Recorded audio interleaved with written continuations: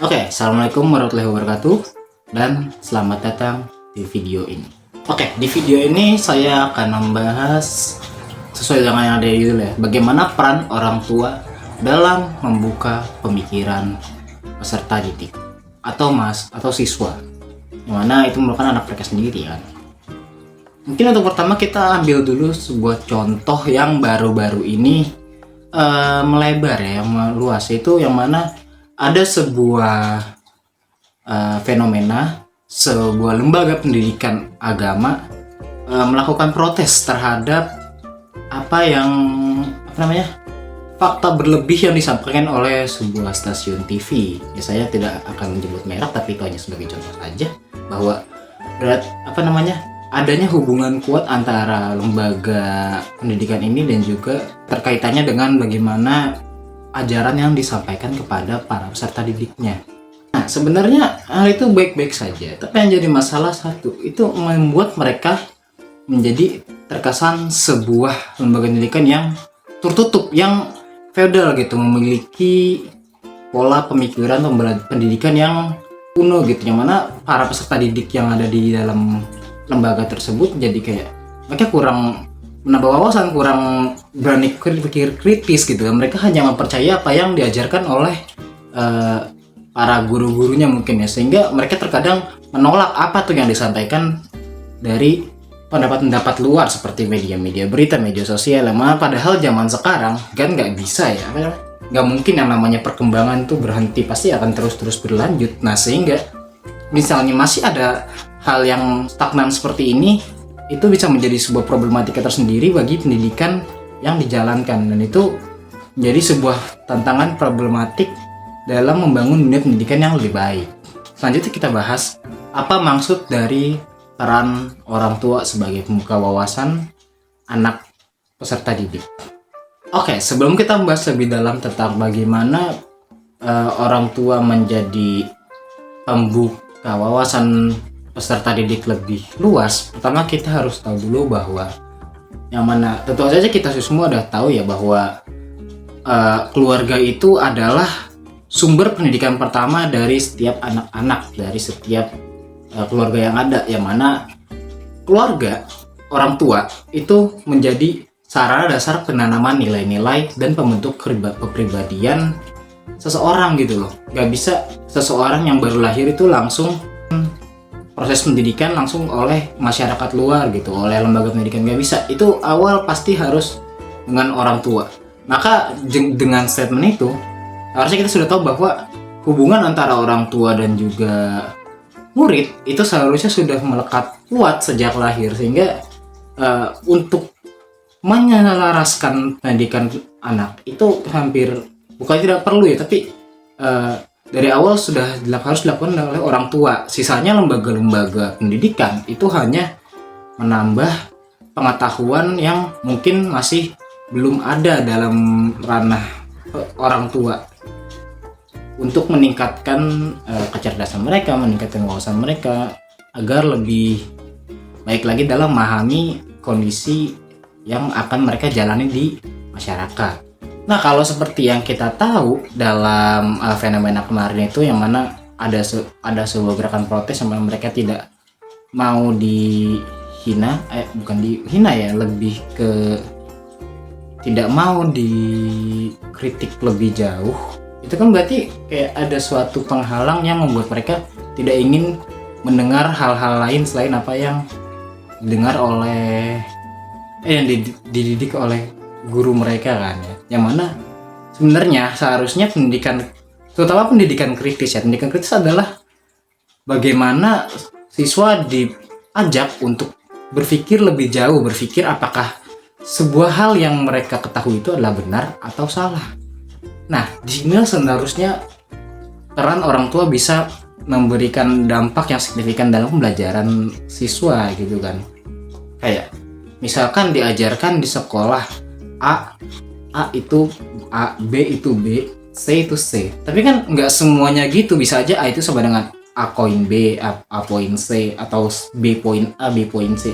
Yang mana nggak semuanya terjadi secara konkret, tapi bisa aja semua ada perubahan-perubahan dalam detail, kayak bagaimana hal itu terjadi, bagaimana sesuatu dapat terbentuk, yang mana nggak semua pembelajaran itu konkret gitu kan.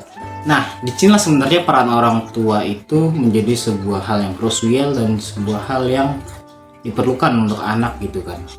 Yang mana setelah mereka mempelajari suatu materi di sekolah, misalkan mereka belajar, wah bumi itu bulat, diajarkan di sekolah bumi itu bentuknya bulat dengan berbagai gunung-gunung. Nah itu mereka nggak boleh tuh asal percaya bumi itu bulat. Mereka harus tahu bahwa permukaan bumi tidak semuanya datar gitu kan, nggak semua full bulat, tapi misalnya berisi gundukan seperti gunung atau lautan yang luas. Yang mana itu akan membuka pola pikir mereka lebih jauh. Mungkin misalnya mereka akan lebih berpikir kayak, kenapa ada laut, kenapa ada gunung, bagaimana cara bumi itu terbentuk menjadi bulat, bagaimana hukum fisikanya. Nah, itu ada yang kita sebut pemahaman kritis, pembelajaran kritis, yang mana itu dapat membentuk pribadi dari peserta didik lebih baik dalam memahami dan menjangkau ilmu-ilmu yang belum pernah terfikirkan sebelumnya. Nah, terus kalau udah gitu, emangnya gimana sih caranya biar numbuhin rasa penasaran dan rasa kritis anak itu sendiri? Ya, sebenarnya caranya nggak mudah, tapi ada satu cara yang paling mendasar sebenarnya, itu adalah buat mereka penasaran.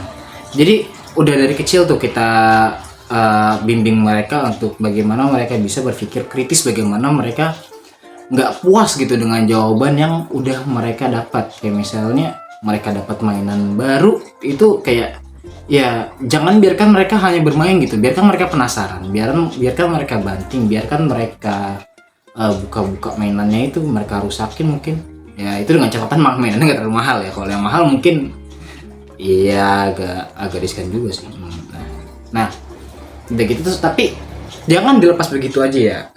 Sebagai orang tua kita harus bimbing gitu, kayak kita bantu ikutan lepasin, kita bantu kasih tahu ini bagian apa aja yang dalam mainan ini. Maka disitu mereka akan secara otomatis kayak akan berpikir, oh ternyata mainan ini nggak cuma sekedar untuk dimainin ya, dalamnya ada kayak banyak part-partnya gitu. Nah itu jadi salah satu bagaimana memancing rasa penasaran anak gitu, sehingga mereka dapat mengembangkan cara pola berpikir kritisnya sejak awal. Nanti ketika pas udah di dunia sekolah, udah di dunia pendidikan, mereka nggak cuma asal sekedar menerima ilmu ini A atau A, B atau B, yang mana mereka nanti bisa meriset sendiri ilmu-ilmu atau juga pembelajaran yang udah disampaikan ke mereka, dan mereka nggak cuma langsung berpikir kalau oh ini ilmu benar, enggak. Tapi apalagi sekarang kita udah punya Google, kita sekarang udah punya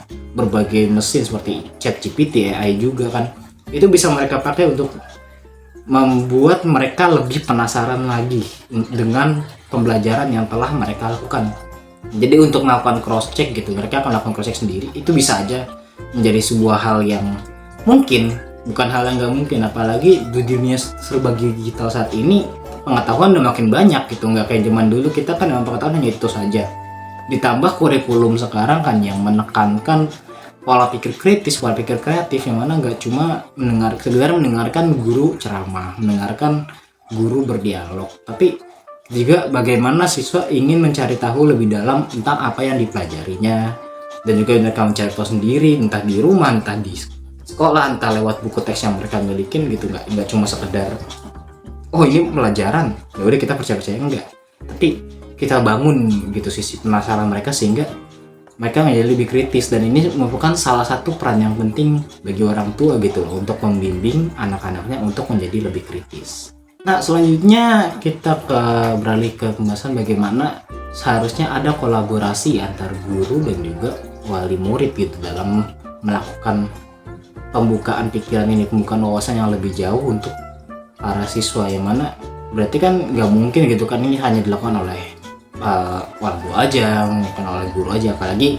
ya orang tua itu sendiri udah punya kesibukan, dan guru pun udah sibuk nanganin segala macam yang ada di sekolah kan, nggak cuma kayak RPP ya, juga matkom ngapal-ngapal lain di kelas lain kan itu nggak bejibun ya, nggak cuma satu ya.